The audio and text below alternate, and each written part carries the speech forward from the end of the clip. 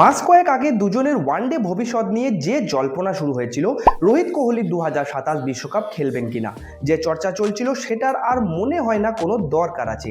সবকিছু ঠিকঠাক চললে রোহিত শর্মা আর বিরাট কোহলিকে আগামী বিশ্বকাপে দেশের জার্সিতে দেখা যাবে। প্রথমত অস্ট্রেলিয়ায় গিয়ে দুজনেই রান পেয়েছেন, তার উপর রাঁচিতে যেরকম পারফরমেন্স করলেন তাতে বিশ্বকাপের ভবিষ্যৎ নিয়ে আর কোনো জল্পনা থাকার অর্থই হয় না। ভারতীয় ক্রিকেট বোর্ডের অন্দরমহলে খবর নিয়ে যা জানা গেল তাতে টিম ম্যানেজমেন্টকে নাকি বলে দেওয়া হয়েছে রোহিত বিরাটকে নিয়ে আর খুব একটা আলোচনার দরকার নেই, দুজনকে রেখে বাকি যা করার করতে হবে। রোহিত কিংবা বিরাটের ফিটনেস নিয়েও কোনো প্রশ্ন নেই। ভারতীয় ক্রিকেটের দুই মহাতারকার রানের খিদে আর ক্রিকেটের প্রতি ভালোবাসা আজও একই রকম থেকে গেছে। ম্যাচ শেষে প্রেস কনফারেন্সে এসেছিলেন টিমের batting coach Sitanshu Kotak. Batting coach স্পষ্ট বলে যান, একটা ছেলে নিজের 52তম সেঞ্চুরি করলো, দুর্দান্ত ব্যাটিং করলো, তাহলে এইসব প্রশ্নের অর্থ কি? অর্থাৎ বিরাট কোহলি আর রোহিতের 2 বছর পর বিশ্বকাপ খেলা নিয়ে কোনো অনিশ্চয়তা হয়তো আর নেই।